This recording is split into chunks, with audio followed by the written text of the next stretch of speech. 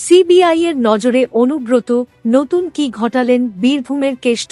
ফের সিবিআইর রাডারে বীরভূমের দাপুটে নেতা অনুব্রত মণ্ডল। পুলিশ আইসিকে ফোনে অকথ্য ভাষায় কথা বলার পর থেকেই ফের সক্রিয় হয়েছে কেন্দ্রীয় তদন্তকারী সংস্থা। গরু পাচার মামলায় তাঁকে আগে গ্রেপ্তার করেছিল সিবিআই, পরে জামিনে মুক্ত হয়েছিলেন, ফিরে এসেছিলেন বাড়িতে। কয়েকদিন নিজের মতো থেকে ফের সমহিমায় ফিরেছেন তিনি। ফোনে আইসিকে হুমকি দেওয়ার ঘটনা তারই সাক্ষী। এই ঘটনার পরেই নডেচডে বসেছে সিবিআই।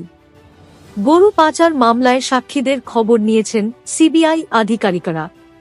তাঁদের সঙ্গে ফোনে কথা বলেছেন, জানতে চেয়েছেন সাক্ষী দেওয়ার জন্য অনুব্রত মণ্ডলের পক্ষ থেকে কেউ ফোন করেছেন কিনা, পাশাপাশি কোনোভাবে আপোস করানোর চেষ্টা হচ্ছে কিনা সেদিকে নজর রেখেছে কেন্দ্রীয় তদন্তকারী সংস্থা। এই ধরনের কিছু ঘটলে দ্রুত সিবিআই আধিকারিকদের জানানোর কথা বলা হয়েছে।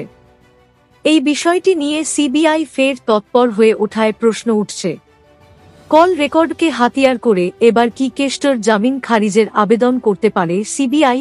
আইসিকে ফোন করে অকথ্য ভাষায় কথা বলার অডিও ক্লিপ ভাইরাল হতেই ফের বিপাকে অনুব্রত মণ্ডল।